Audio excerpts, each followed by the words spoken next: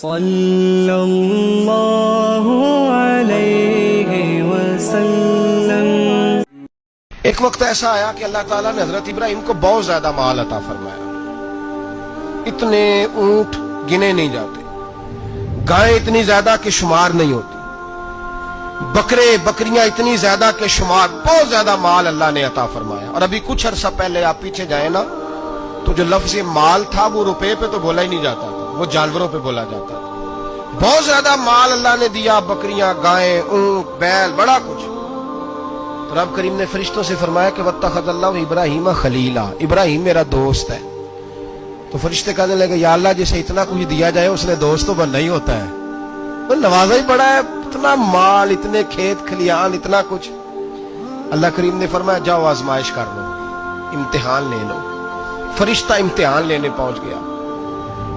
حضرت ابراہیم کے جانور چر رہے ہیں چراگاہ میں، حضرت ابراہیم بھی ہیں، غلام بھی ہیں، بہت بڑا ریوڑ ہے۔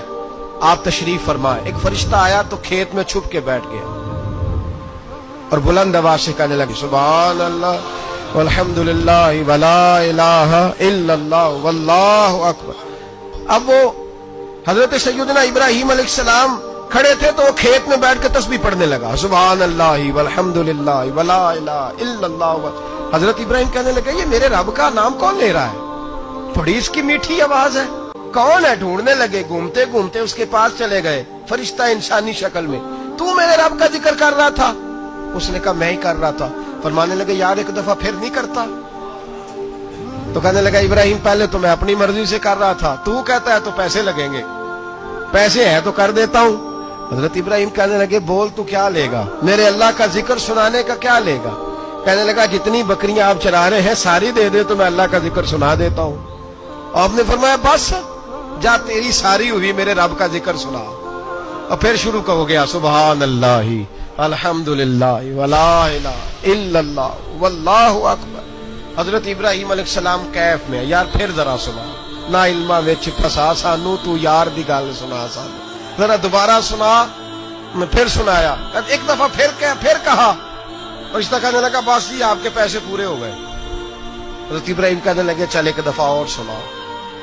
کہنے لگا پیسے لگیں گے، تو کیا لے گا؟ کہنے لگا گائیں بھینسیں ساری میری۔ فرمایا بس یار اتنی قیمت، تو سنا صحیح، سارا کچھ ہی تیرا۔ پھر شروع ہو گیا سبحان اللہ والحمدللہ ولا الہ الا اللہ واللہ اکبر۔ گائیں دے دیں، بھینسیں دے دیں، وہ ذکر سناتا ہے۔ حضرت ابراہیم کبھی مچلتے ہیں، کبھی روتے ہیں، کبھی آہیں بھرتے ہیں، تو میرے رب کا نام لے رہا ہے، ذرا پھر سے لے۔ کیف جاری ہے۔ کہنے لگا بس بھائی۔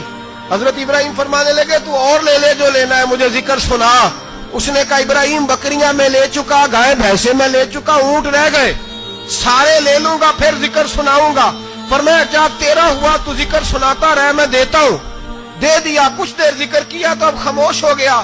حضرت ابراہیم خلیل اللہ علیہ السلام فرمانے لگے ذکر سنا۔ کہنے لگا ابراہیم اب تیرے پاس دینے کو کیا ہے، ہر چیز تو میں لے چکا۔ آپ فرمانے لگے یہ گائے بھینسیں بکریاں چرانے کے لیے تجھے کوئی نوکر ملازم بھی تو چاہیے نا، تو اس طرح کر مجھے رکھ لے، میں روٹی نہیں مانگوں گا، کھانا نہیں مانگوں گا، تو اللہ کا ذکر سناتا رہنا، میں تیرے جانوروں کی نوکری کرتا رہوں گا۔ حضرت ابراہیم علیہ السلام نے جب یہ کہا نا، فرشتے کی آنکھوں میں آنسو آ گئے۔